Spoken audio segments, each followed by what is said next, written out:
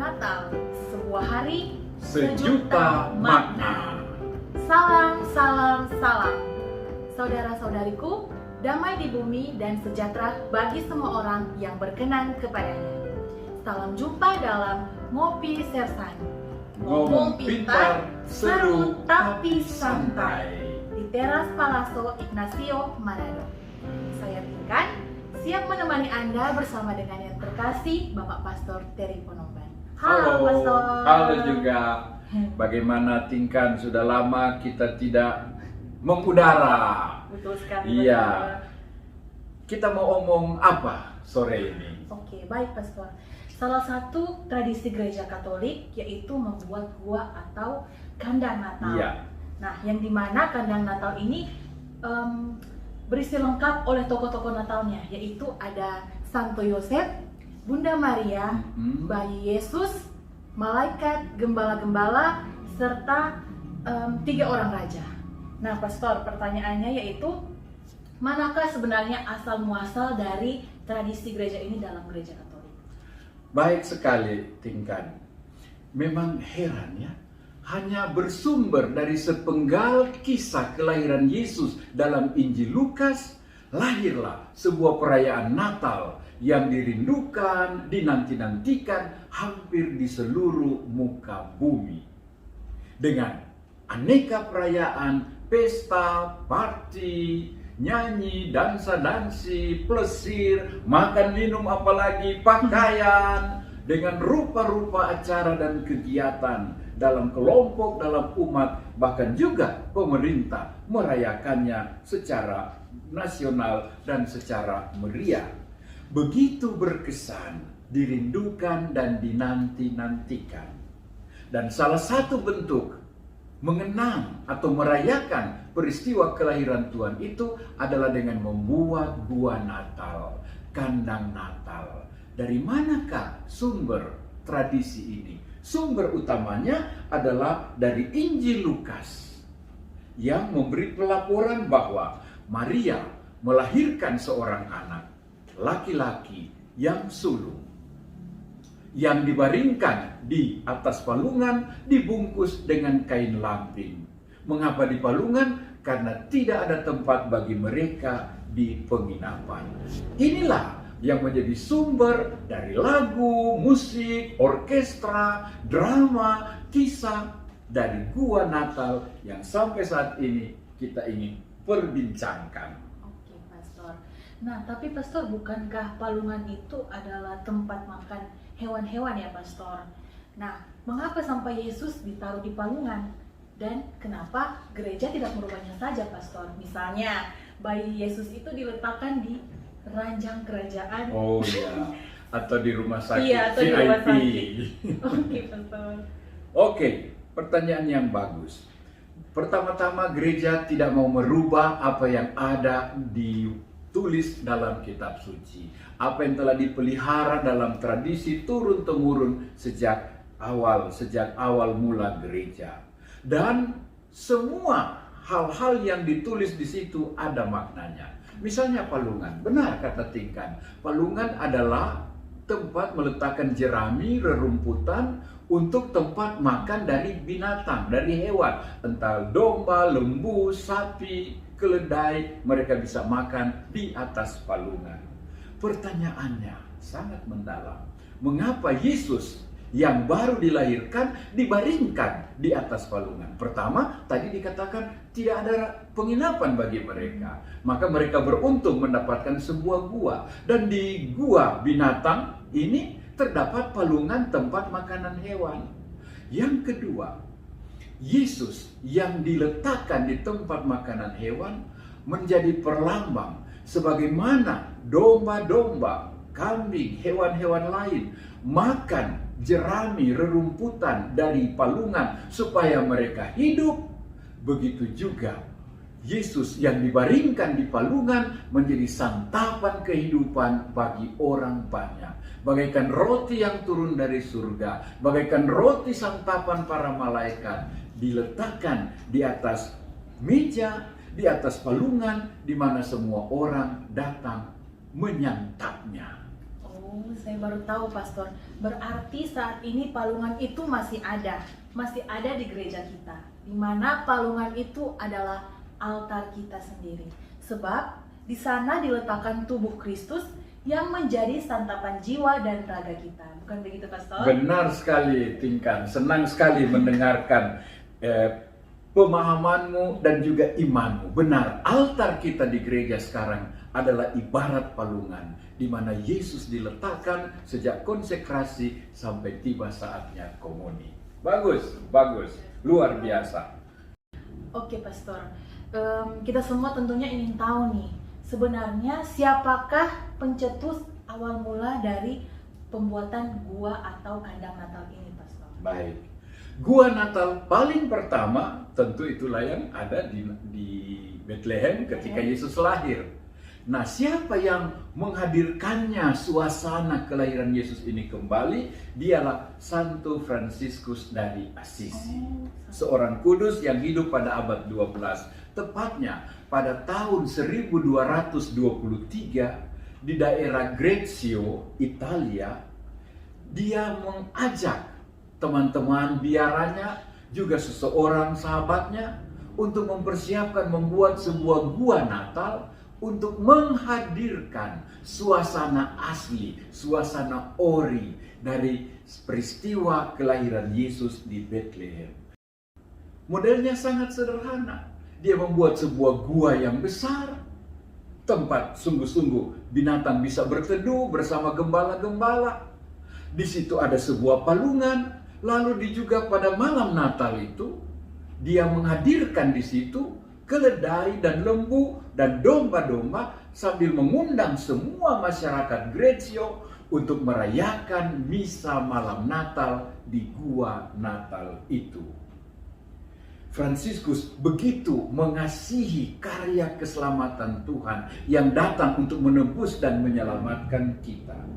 Melalui gua Natal yang real ini, Fransiskus ingin agar kita yang hidup dewasa ini merasakan sungguh-sungguh suasana Natal pertama, mencium bau jerami di mana Yesus diletakkan, melihat bintang gemintang di tengah malam, jam 12 tengah malam, merasakan kedinginan alam semesta, juga mendengarkan nafas dari binatang-binatang yang ada di gua itu, juga merasakan dan mengalami betapa sunyi, betapa sepi, dan bagaimana tiba-tiba suasana dirubah oleh kehadiran bala tentara surgawi, para malaikat yang menyanyikan Gloria, Gloria in excelsis Deo.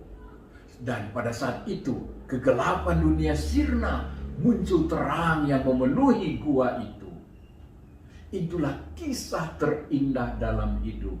Allah menjadi manusia karena begitu besar kasihnya akan kita, dan Allah mau menebus dan mau menyelamatkan. Fransiskus ingin sekali agar Natal bukan hanya sebuah memori lama, Natal bukan hanya sebuah peristiwa romantik, tetapi sungguh-sungguh sebuah kehadiran dari Allah yang mengasihi, Allah yang menyelamatkan, Allah yang mau tinggal sungguh-sungguh di antara kita sebagai Immanuel, Allah beserta kita. Wah, luar biasa sekali penjelasan dari Pastor Terry. Terima kasih, Pastor. Terima kasih Santo Fransiskus dari Assisi. Benar. Oh iya, Pastor. Tadi kita sudah membahas soal palungan ya, Pastor? Iya, palungan. Iya. Saya jadi berpikir berarti pada zaman waktu Yesus lahir itu, hewan-hewan tersebut apakah mereka benar-benar hadir di sana, Pastor? Dimana tadi Pastor bilang ada keledai, lembu, unta, dan domba-domba kan, Pastor? Iya. Nah, apakah binatang-binatang itu benar-benar hadir di sana, ataukah binatang-binatang itu hanya sebagai ornamen atau lucu-lucuan saja, Pastor? Sebagai penggembira, Iya, penggembira tamu yang tak diundang. Bagus sekali, Tingkan. Terima kasih untuk pertanyaanmu yang adalah juga pertanyaan banyak orang. Memang ada di kitab suci atau tidak? Atau hanya karang-karangan saja? Sering memang ditanyakan. Dan Paus Benediktus ke-16 menulis sebuah buku tentang Yesus. Dan dalam tulisannya tentang Jesus of Nazareth, di Infancy Narratives, dia mengatakan dalam Injil tidak disebutkan sama sekali tentang kehadiran binatang-binatang pada saat kelahiran Tuhan. Namun, kata Paus Benediktus, mengeluarkan binatang-binatang ini dari gua Natal, dari perayaan Natal, rasanya membuat ada sesuatu yang hilang dari peristiwa Natal secara keseluruhan. Tingkat serta saudara-saudari sekalian, kehadiran aneka binatang yang digambarkan hadir dalam gua Natal tentu mempunyai asal-usul dan mempunyai pesan, mempunyai makna. Mari kita teliti satu persatu. Kita mulai dengan Lembu dan keledai. Oke, lembu dan keledai.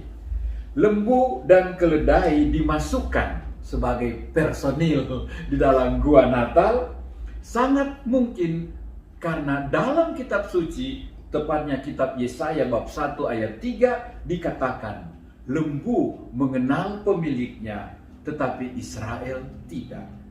Keledai mengenal palungan tuannya, tetapi umatku tidak memahaminya. Tingkan jelas sekali pesan.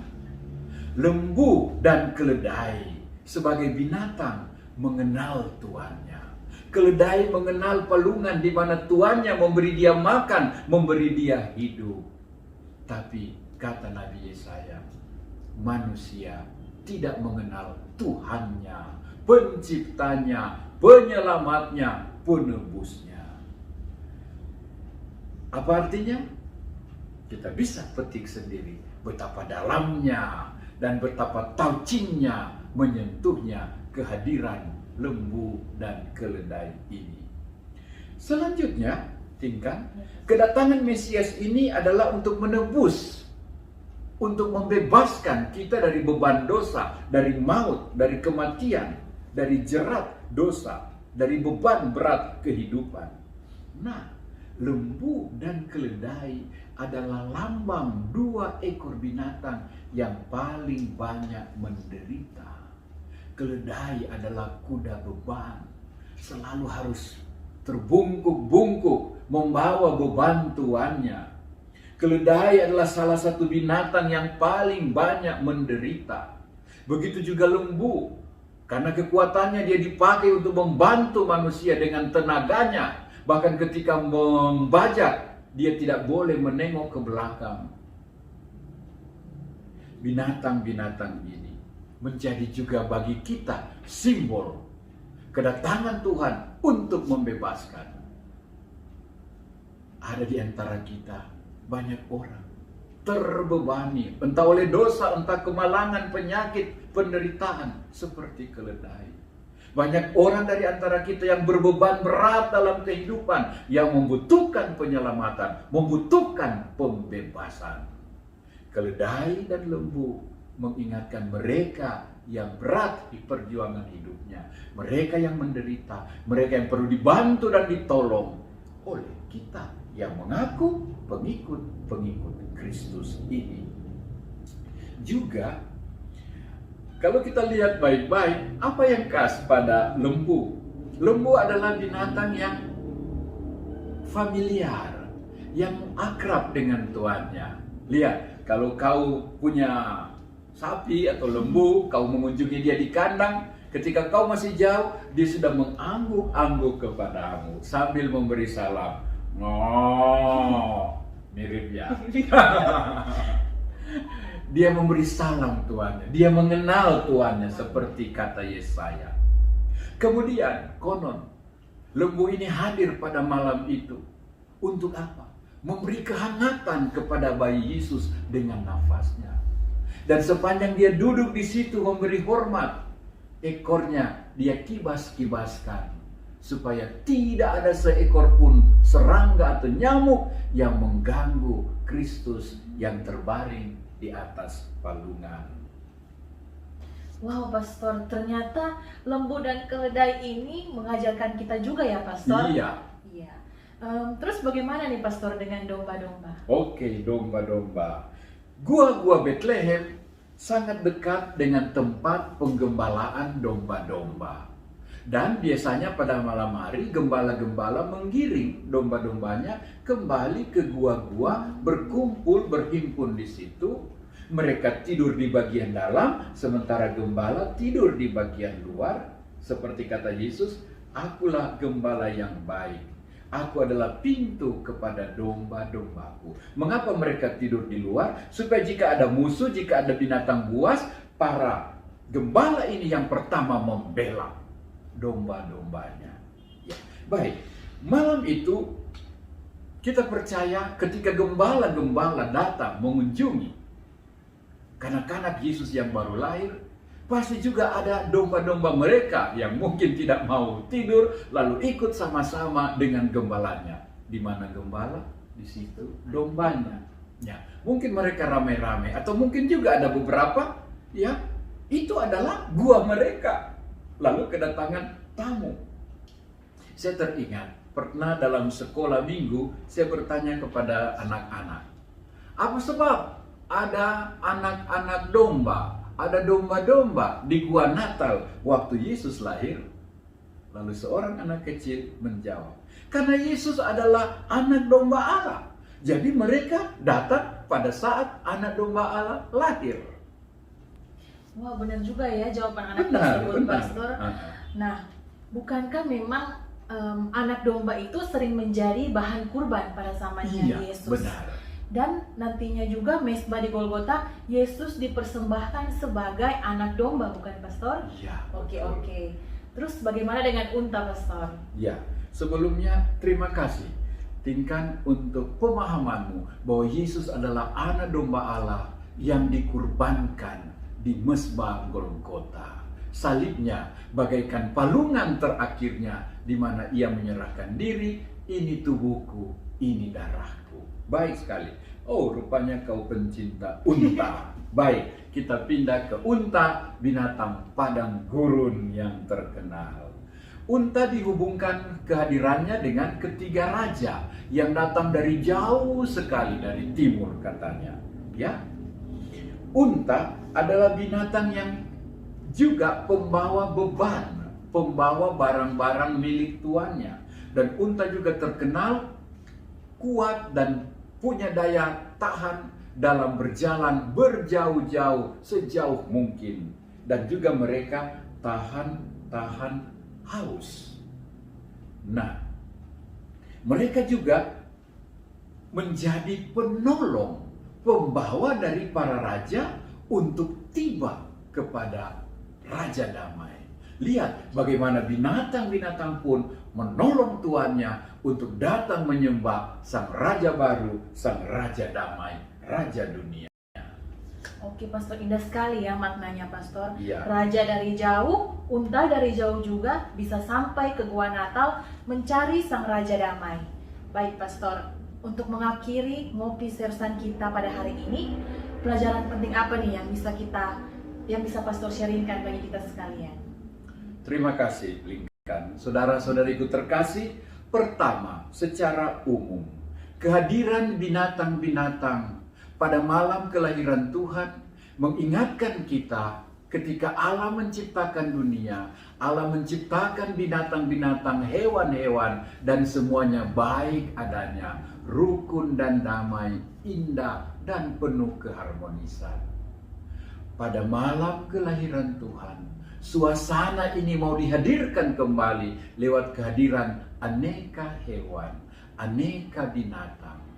Sekaligus untuk menunjukkan bahwa Yesus adalah Raja alam semesta. Sehingga alam menjadi indah malam itu, binatang-binatang ada perwakilannya yang datang. Dan raja-raja, gembala-gembala mewakili umat manusia yang dekat maupun yang jauh menyambut sang Raja Damai. Maka wajarlah mereka hadir pada saat Raja Damai, Raja dunia datang ke tengah dunia. Natal adalah ajakan, undangan menyambut Raja Damai dan menjadi ciptaan damai. Yang berikutnya, secara khusus Kehadiran binatang-binatang ini terutama melihat sikap domba, sikap lembu dan keledai yang bagaikan beradorasi, duduk manis, menyembah Tuhan, mengawal Tuhan, berjaga, berada bersama Tuhan, berjam-jam dalam keheningan, adalah sebuah suasana tenang, damai, santun, penuh hormat. Mereka berada dalam posisi sikap menyembah, seolah mereka mau berkata, datanglah, selamat datang Rajaku, Raja dunia, Raja semesta alam. Nah, sikap binatang-binatang ini menjadi ajakan, menjadi undangan bagi kita semua. Marilah pada Natal ini kita mengambil waktu, duduk diam di kaki Tuhanmu. Mari pada malam Natal ini ambil waktu menyambut dan lebih mengenal Tuhanmu, penciptamu, penebusmu.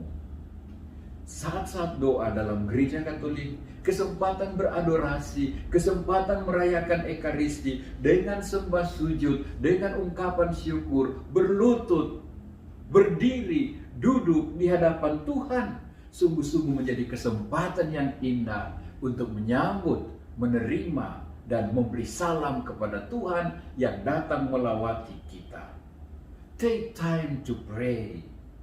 Take time to adore Him, penyelamatmu. Itulah Christmas. Ambillah bahagian dalam Christmas. Misa untuk Kristus, itulah misa Natal.